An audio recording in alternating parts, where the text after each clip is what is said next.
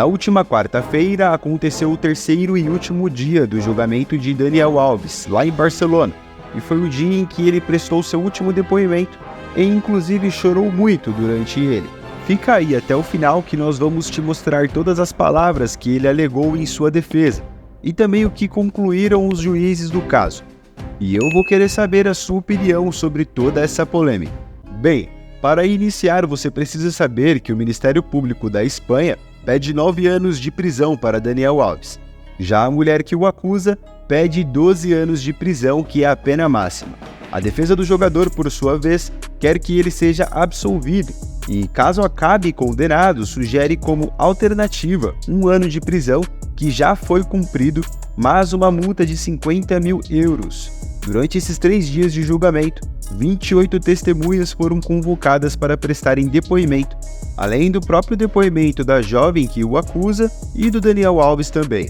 2 depoimentos que chamaram a atenção foram o do gerente da boate em que tudo teria acontecido, conhecido como Rafael Ledó, e de sua esposa, Joana Sanz. Esse gerente da boate disse que Daniel Alves era um cliente habitual, mas na noite do incidente, ele parecia ter bebido ou tomado alguma coisa. Já a Joana declarou que o jogador havia saído com alguns amigos para beber e chegou em casa às 4 horas da manhã totalmente embriagado. Segundo a modelo, ele esbarrou em um armário da casa e desabou na cama. A modelo alega que até estava acordada, mas eles não conversaram muito por conta do estado que Daniel Alves estava. O brasileiro então foi o último a falar no julgamento e, segundo as fontes, acabou chorando muito e dizendo que negou de início o ato sexual, visando preservar o seu casamento. Além disso, ele afirma que bebeu 5 garrafas de vinho e 1 garrafa de uísque japonês, junto de 3 amigos. Ele diz que bebeu quase 3 dessas garrafas sozinho. Daniel Alves conta que a mulher dançava de forma sexual e tocou em suas partes íntimas. O lateral acrescentou ainda que no banheiro a mulher em momento algum pediu para parar ou demonstrou não estar interessada. Abre aspas, não falei do sexo oral porque poderia pegar mal com a minha mulher. Mas agora você deve estar se perguntando, mas por que ele disse que estava tão embriagado assim? Bem, existe um motivo de defesa para isso.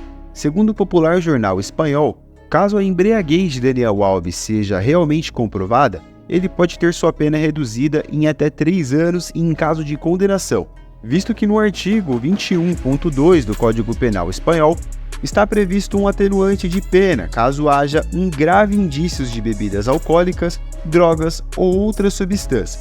Esse mesmo Código Penal também prevê em seu artigo 66 que, caso considerado atenuante, a condenação deve se limitar a apenas metade da pena.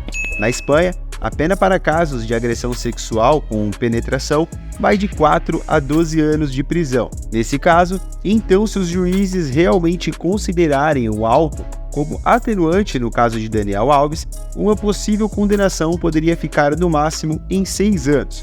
Além desse artigo, há um outro atenuante que pode beneficiar o brasileiro: o pagamento da indenização de reparação por dano causado. Em agosto, os advogados de Daniel Alves pagaram uma indenização de 150 mil à justiça. Assim, caso ele seja condenado, o valor será repassado à vítima. E se houver absolvição, a quantia será devolvida. E foi exatamente esse valor que na época deu toda aquela repercussão, porque foi emprestado pelo pai de Neymar, que alegou estar ajudando um amigo, que de acordo com as suas palavras, até que fosse julgado, seria considerado inocente. Se liga então nas palavras do depoimento do ex-lateral. Encontrei com os meus amigos para almoçar na Taberna del Clínic. Chegamos por volta das 2h30. No início, íamos apenas comer, mas não nos víamos há muito tempo e ficamos até 1h da manhã. Pedimos 5 garrafas de vinho e 1 garrafa de uísque japonês.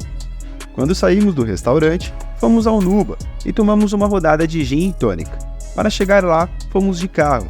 O Bruno dirigiu porque eu tinha bebido muito e não podia dirigir. Acredito que ela sabia quem eu era, afinal muitas pessoas pediam para tirar foto comigo. Há apenas um banheiro na mesa 6. Sou frequentador assíduo da Sutton e, sempre que essa mesa está disponível, não preciso atravessar o clube para chegar lá. A porta estava aberta. Chegamos ao reservado e começamos a beber e dançar com o Bruno por um tempo. Primeiro vieram 2 garotas e elas ficaram lá dançando por um tempo. Depois convidaram as 3 garotas. a reclamante e suas amigas. Elas não se sentiram nem um pouco desconfortáveis. Elas chegaram e começaram a nos cumprimentar. Começou uma conversa, estávamos nos movimentando, conversando umas com as outras. Eu sou uma pessoa muito próxima, mas com respeito. Ela disse que sim, para ir ao banheiro, e eu não precisei insistir. Eu disse a ela que iria ao banheiro primeiro, e esperei um pouco, achando que ela não viria, que não queria ir. E quando abri a porta, praticamente esbarrei nela. Ela se ajoelhou na minha frente e começou a me fazer sexo oral. Abaixei a calça e sentei no vaso sanitário e ela em cima de mim. Recebi a notícia de que estava sendo acusado de estupro pela imprensa. O mundo desabou sobre mim. Eu estava praticamente arruinado porque minha conta no Brasil havia sido bloqueada e todos os meus contratos haviam sido quebrados. Momento em que ele começa a chorar. Em contrapartida, após seu depoimento, a promotora do caso afirmou que a suposta vítima disse que foi voluntariamente ao banheiro, mas que não sabia que estava no local. Ela também afirmou que há indícios que comprovam o relato da denunciante, e também há indícios que corroboram com a descrição que ela fez dos eventos daquela noite. Em seguida, a representante do Ministério Público relembrou alguns detalhes do depoimento da mulher. Ela disse que Daniel Alves a penetrou pela frente e por trás, ejaculou dentro e fora dela, e quando ela estava no chão, deu tapas no rosto dela. Para o Ministério Público, nada indica que houve consentimento. Ela teria suplicado para que Daniel Alves parasse e ele teria sido violento com tapas e puxões de cabelo. Já a advogada de Daniel Alves, Inês Guardiola, afirmou que o depoimento da denunciante é evasivo, parcial e não se ajusta à realidade, e também incoerente. Guardiola disse que a prima da mulher que estava na boate reconheceu o futebolista e quis tirar fotos com ele. A advogada afirmou que os dois dançaram juntos e próximos, e que em 2 ocasiões a denunciante foi até o Daniel Alves para recomeçar a paquera corporal.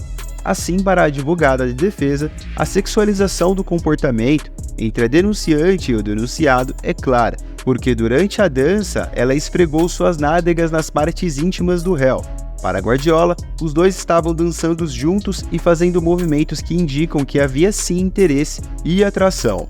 Um outro problema para Daniel Alves é que os médicos que prestaram depoimento em seu julgamento hoje confirmaram ter encontrado o DNA de Daniel Alves em material coletado dentro do corpo da espanhola.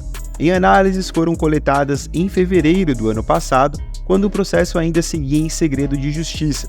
Mas um fator que não o ajuda é que a suposta vítima não mudou em nada sua história desde o primeiro momento. Já Daniel Alves deu diversas versões sobre o caso. A primeira foi no início de janeiro de 2023, em um vídeo enviado ao canal espanhol Antena 3 depois que ocorreu o caso, onde o jogador negou ter ocorrido relação sexual e disse que sequer conhecia a denunciante. Abre aspas, nunca vi essa senhora na vida, afirmou Daniel Alves na época. Dias depois, em um primeiro depoimento à polícia, Daniel Alves declarou ter entrado no banheiro junto com a espanhola, mas negou ter havido qualquer relação entre os dois. Em 20 de janeiro, convocado a um segundo depoimento em uma delegacia de Barcelona, quando foi preso em flagrante, o jogador Daniel Alves alegou que a jovem praticou sexo oral nele, porém de forma consensual. O atleta mudou a versão ao ser confrontado pela polícia com imagens da boate. Em 17 de abril de 2023, já preso, Daniel Alves declarou à juíza responsável pelo caso que manteve relações sexuais consensuais. O brasileiro, que era casado com a modelo espanhola Joana Sanz quando ocorreu o episódio na boate, argumentou ter mentido em um primeiro momento para ocultar uma relação extraconjugal. E agora, no último depoimento, no dia 7 de fevereiro de 2024, durante seu julgamento ele foi interrogado pela própria advogada. Nesse depoimento ele chorou e afirmou que bebeu excessivamente naquela noite. Bem, e agora mesmo com o fim do julgamento ainda não há uma data definida para o anúncio da sentença. E enquanto isso ele basicamente vai continuar aguardando em prisão preventiva na Espanha. E agora a polêmica que eu disse que queria saber de você, que assistiu o vídeo até aqui, é a seguinte. No meu último vídeo, onde eu falava sobre o primeiro dia do julgamento, muitas pessoas afirmaram que acreditam que isso tudo é uma armação e que o Daniel Alves é sim inocente. Então agora, nesse terceiro dia, com base nas várias vezes em que Daniel Alves mudou seu depoimento, e pelo fato deles terem achado o DNA de Daniel Alves coletado dentro do corpo da espanhola, o que você acha? Daniel Alves tem alguma chance de ser inocentado nesse caso? Deixe sua opinião aqui nos comentários, se inscreva no canal e curta o vídeo. Logo nós voltamos com mais novidades e notícias do mundo do futebol. Um forte abraço e até a próxima!